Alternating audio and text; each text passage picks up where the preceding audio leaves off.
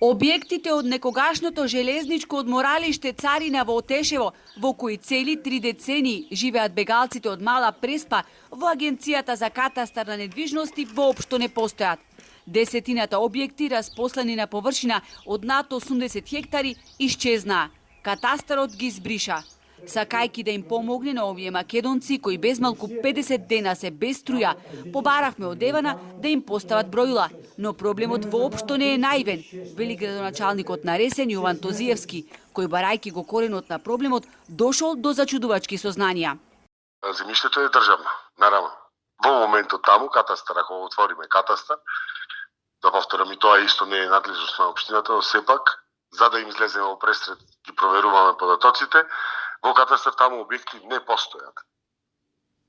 Како се фактурирало, пак ќе повторам, како се фактурирало, како се доставувала сметката, сепак, по моје мислење, ситуацијата е многу покомплицирана и не гледам друг излез сем судска разрешница помеѓу засегнатите субјекти.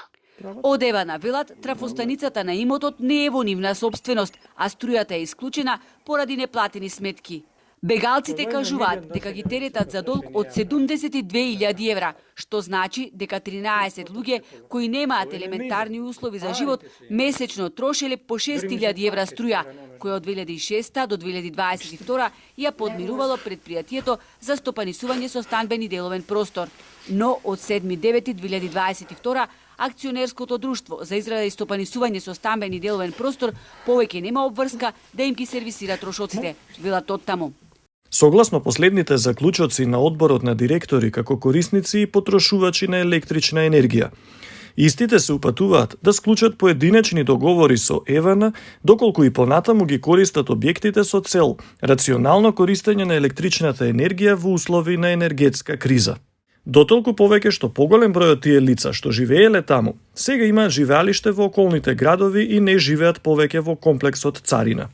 Според нашите информации, од извршени теренски контроли, дел од нив имаат други адреси на живење, но периодично се присутни таму и нерационално ја користеле електричната енергија во објектите.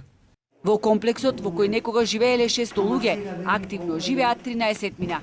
Ние бараме да си ја плаќаме сами струјата, но секаде наидуваме на затворени врати, велат.